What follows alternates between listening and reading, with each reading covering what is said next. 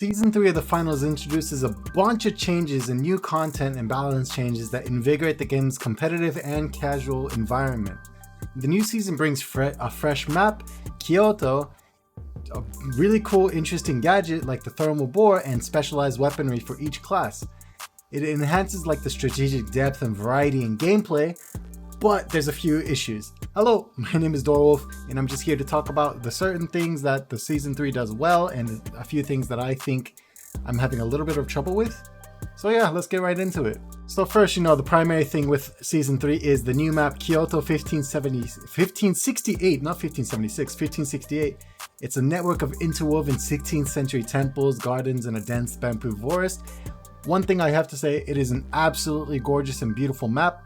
It has lots of terrain differences, high areas, low areas, layered buildings, hidden paths, underground sections that you can go into, beautiful shoji walls, lots of things in this map that are just gorgeous and beautiful. So the map, 10 out of 10 for me. And then, the other thing to note is the battle pass, gorgeous, beautiful, 10 out of 10 as well. So those are the extremely high points of Season 3. The map is gorgeous. I love the setting. I love the battle pass. It's beautiful. I had to get the battle pass.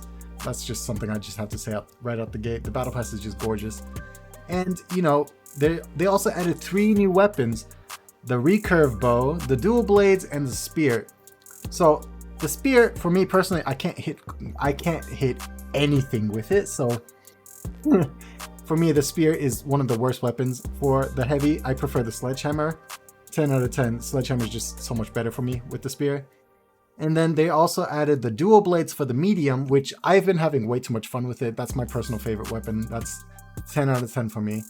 It has a multi-hit combo. You can 2-tap a light, which is great. And then for the light, there's the recurve bow, which is the light specialization. It's a bow. You pull back the bow, you shoot the string, and it hits somebody, you deal damage. It's really good. High skill weapon, definitely a high skill weapon. And then of course there's the thermal bore for the light, which is a gadget that breaks open a hole after lighting things on fire, which is really good for opening up sight lines. It's a definite must-have tool. And then there's also the winch claw for the heavy, which is, it has to be on a higher cooldown because it hits up to 18 meters out, and it has like a cooldown of like 20 seconds, 30 seconds. It should be a little bit higher in my opinion. And then, we're going into the balance changes. So of course there's the ranked and world tour stuff, but I want to talk about that towards the end. I really want to get into like the balance changes and their impact. So in addition to all the new content, they also did a bunch of balance changes aimed at improving the overall gameplay experiences. And these changes are crucial for maintaining like fairness and competitiveness, though each comes with its own set of advantages and disadvantages. For light builds, the health regen delay has been decreased from 10 to 7 seconds, which is great. This adjustment enhances their survivability. It makes them much more viable in aggressive playstyles, but this could also make light builds disproportionately strong in certain modes. For example, like things like terminal attack, which I don't think you heal in terminal attack if I remember correctly. If you do, that is really broken. You heal up to 100 HP in terminal attack, by the way. And the other one that got that health regen boost is the medium. And so with medium, there's a lot of changes. So their decrease in health regen is from 10 seconds to 9 seconds. And the replacement of the healing beam with the guardian turret as the default specializations for new people. It offers, much more versatile and offensive capability, but they nerfed the guardian turret a little bit, so that's a little bit of an issue, I guess. But we'll see how that goes in the long run. And so for this patch, the heavy wasn't touched, so yay, heavies. And so now we're gonna go into the specializations. The goo gun, the getting hit by the goo will now block all movement specializations, such as like evasive dash and the charge and slam. So that's, I feel like that should have been the case from the get-go. I'm surprised that they're doing it now, which I guess is a good thing. The winch claw, the new specialization, it hits at 17 meters, and it is way too fast of a cooldown, so that's just something I feel like needs to be bumped up a bit. And that's the specialization changes. Not really much there to it, right? As for the gadgets, the breach charge, you have 2 of them, and the cooldown is increased from 15 seconds to 26 seconds, and the damage to players is down from 200 down to 80. So breach charges, dog water. That's all I have to say. Data Shaper, you can use it twice now, and the cooldown's up to 26 seconds, so 50-50 on that one. The gas grenade, The radius was increased from 4.5 meters to 5 meters. I can't tell a difference, brother. If you see a difference, let me know, because I can't see shit. And then the glitch shop, this one got reworked. It's no longer a proximity detonation device. You now shoot out a line of sight, little like beam that attaches to players, which is cool. Motion sensor does the exact same thing. And yeah, that's about it.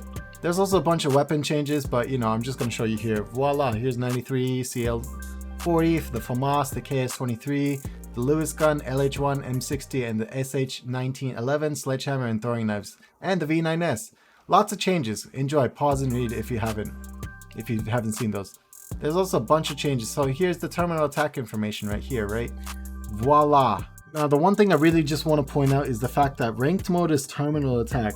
Now, this is like a really fought between subject. People like it, people hate it, people despise it, people say it's, you know, this is a dead game because of it.